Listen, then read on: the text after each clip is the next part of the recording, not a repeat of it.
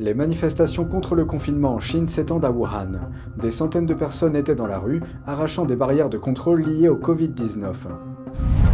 D'autres villes assouplissent les mesures sanitaires et retirent des cabines de test. Mais le régime chinois ne montre toujours aucun signe d'annulation de sa politique du zéro Covid-19. Pékin a activé son plus haut niveau de censure d'intervention d'urgence après le début des manifestations dans toute la Chine. Des entreprises technologiques occidentales sont également soupçonnées de coopérer. Bienvenue dans Regard sur la Chine. Avant de commencer, je vous informe que le programme Regard sur la Chine sera diffusé sur la nouvelle chaîne Regard sur la Chine NTD à partir de janvier.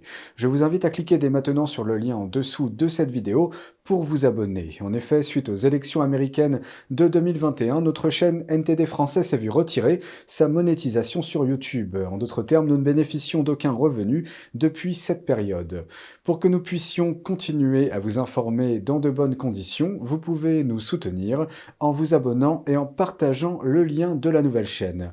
Merci pour votre attention et j'espère vous retrouver très vite sur la nouvelle chaîne de Regard sur la Chine. Les manifestations anti-confinement en Chine ont atteint la ville de Wuhan. Cette ville chinoise est considérée comme l'épicentre de la pandémie de Covid-19. Des vidéos en ligne montrent des manifestants en train d'arracher des barrières métalliques. La foule applaudit alors qu'elle accède aux zones fermées par les autorités. Des vidéos ont également montré des manifestants en train de renverser des tentes de tests de dépistage du Covid-19. Les images de la manifestation ont été rapidement censurées en ligne. Au cours du week-end, une manifestation de grande ampleur a également éclaté à l'université de Wuhan. Les étudiants ont demandé à être autorisés à retourner dans leur ville natale sans restriction. Il y a eu une augmentation des cas d'infection à Wuhan récemment. En raison des règles locales strictes de confinement, les étudiants se sont plaints des perturbations dans leur vie. Ils disent qu'ils ne peuvent pas se faire livrer de la nourriture et que certains dortoirs manquent d'eau chaude et de fournitures. Ils ont fait appel aux responsables de l'école sans résultat.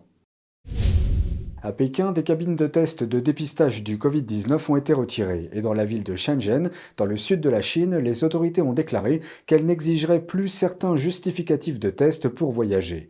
Mais de nombreuses autres restrictions sont toujours en place. Voici la suite. Cette vidéo montrant des travailleurs à Pékin en train d'enlever une cabine de dépistage est devenue virale sur les réseaux sociaux chinois. Bien que le nombre de cas quotidiens dans le pays soit proche des records historiques, certaines villes prennent des mesures pour assouplir les exigences en matière de tests Covid et de quarantaine. La Chine cherche à mieux cibler sa politique du zéro Covid dans un contexte de ralentissement économique marqué et de frustration de la population qui a conduit à des manifestations.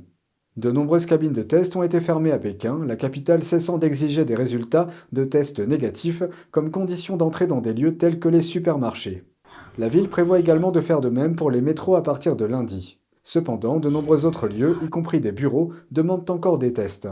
Dans certains des stands restants samedi, des résidents, comme Ju, se plaignaient des files d'attente d'1 heure pour les tests. La file d'attente allait d'un bout à l'autre de la rue. Nous avons marché pendant 7 ou 8 minutes pour arriver au bout de la file.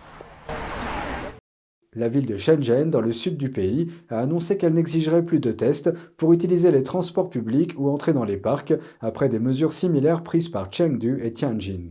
Malgré ce léger assouplissement, ces changements n'indiquent pas que le Parti communiste chinois envisage de mettre un terme à sa politique stricte du zéro Covid-19.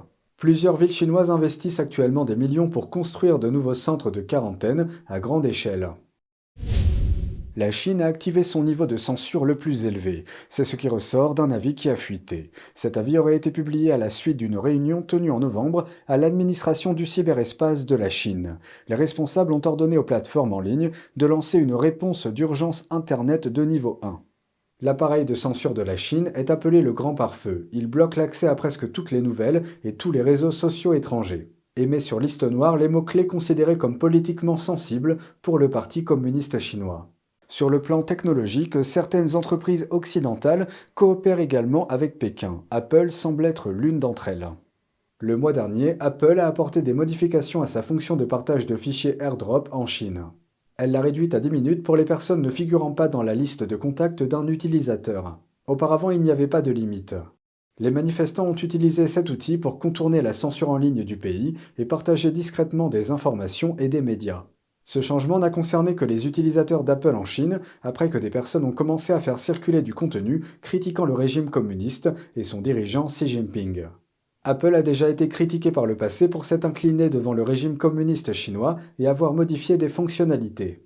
La société a supprimé l'emoji du drapeau taïwanais pour les utilisateurs de Hong Kong et de Macao en 2019. La société a également retiré les applications de réseau privé virtuel ou VPN de sa boutique pour les utilisateurs en Chine.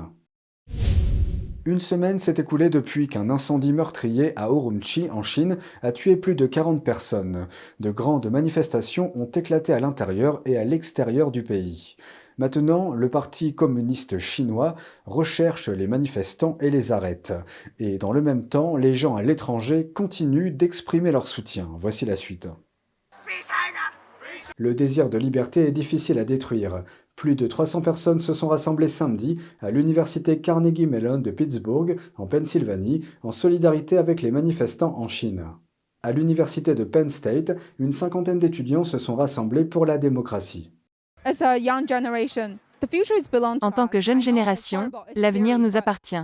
Je sais, c'est horrible, c'est effrayant, mais nous devons nous défendre. On n'a personne d'autre, on doit se défendre. Il y a des gens dehors qui veulent se battre pour notre liberté, se battre pour les gens de chez nous. Nous sommes dans le même bateau. Un étudiant de Hong Kong dit qu'il attend ce jour depuis environ 3 ans, depuis les manifestations de 2019 à Hong Kong. Je suis vraiment heureux de voir que les gens en Chine ont enfin le courage de se lever pour s'opposer au Parti communiste chinois, tout comme il y a 3 ans. Je veux donc les soutenir dans leur combat pour la liberté. Et ensemble, je crois que nous pouvons faire tomber le Parti communiste chinois.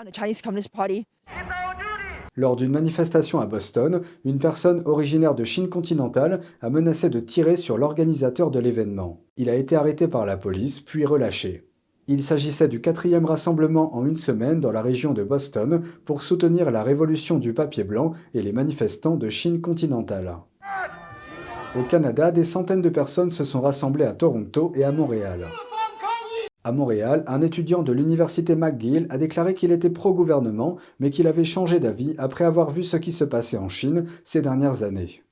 Il dit que même s'il avait l'habitude d'interférer ou de chercher à interrompre les activités qui soutenaient la résistance à Hong Kong, il a depuis réalisé la malveillance du Parti communiste chinois, ou PCC, et qu'il se tient maintenant du bon côté. Une organisatrice déclare que la politique du zéro Covid n'est pas le seul désastre créé par le Parti communiste chinois, et que si le Parti communiste ne se retire pas, les catastrophes se succéderont. Elle encourage tous les Chinois à se mobiliser et dit « Seul le peuple chinois peut renverser le PCC ». Je sens qu'il y a de l'espoir pour le peuple chinois, de l'espoir pour la Chine. Les États-Unis désignent certaines nations, dont la Chine, comme des pays particulièrement préoccupants. Selon Washington, les pays qui figurent sur cette liste ont violé la liberté religieuse de manière systématique et continue. Les autres pays figurant sur la liste sont l'Iran, la Russie, la Corée du Nord et la Birmanie ou Myanmar. Le secrétaire d'État américain est tenu de sélectionner chaque année les pays qui violent ces droits. Une loi appelée Religious Freedom Act donne au secrétaire le pouvoir d'appliquer une politique en réponse à ces nations comme des sanctions entre autres. Cependant, le fait d'être ajouté à la liste ne déclenche pas automatiquement ces réponses. Dans une déclaration, Anthony Blinken a indiqué que des gouvernements du monde entier emprisonnent et même tuent des individus en raison de leurs croyances. Il a ajouté que les États-Unis ne resteraient pas inactifs face à ces abus. Les États-Unis ont exprimé leur inquiétude quant à la répression de la minorité ouïghour de la région du Xinjiang par Pékin. Washington a accusé Pékin de commettre un génocide contre les Ouïghours. La Chine continue également à réprimer d'autres groupes tels que les Tibétains, les chrétiens des églises domestiques et les pratiquants de Falun Gong. C'est tout pour aujourd'hui, merci d'avoir suivi Regard sur la Chine. On se retrouve demain pour une nouvelle émission. Prenez soin de vous et à bientôt.